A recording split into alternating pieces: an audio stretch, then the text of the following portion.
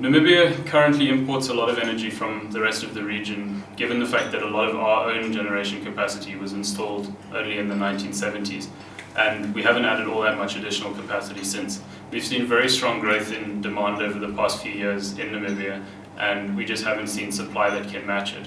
Historically, this has been okay given the fact that we have been able to import from the region relatively easily. But what we're seeing now is that the region is suffering fairly severe energy shortages, whether it's South Africa, Zambia, Zimbabwe, Mozambique, or any of our other regional neighbors.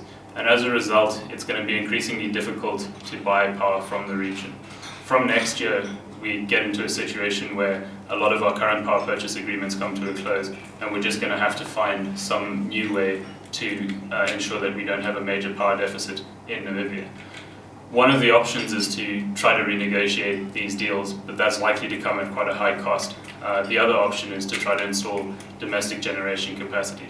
This is problematic given the fact that the situation is fast approaching where we do have this deficit, and it's going to be difficult to introduce domestic generation capacity quickly and cheaply. Generally, we can do quickly and we can do cheaply, but not together. So it definitely presents a sizable challenge for Namibia going forward, and a number of the other speakers at today's events are going to talk about some of the potential solutions to Namibia's problems. This is really just on the short-term side, but there are a number of longer-term solutions as well. Various ones being discussed in the media at the moment are the Arandis gas project, Baines, and the Kudu gas project. No very clear decision seems to have been taken on these for the long term. But it certainly appears that some of the short-term solutions, again to be discussed today, are likely to also form part of our long-term energy mix. Generally speaking, we're very happy with the turnout that we've seen at the conference.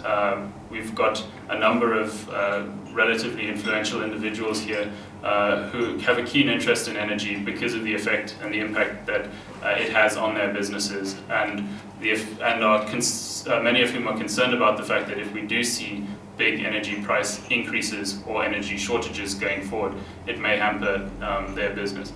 We have policymakers here today as well, and we look forward to seeing how some of the ideas discussed are absorbed in the country, and we hope that these will form part of our long-term and short-term energy solutions.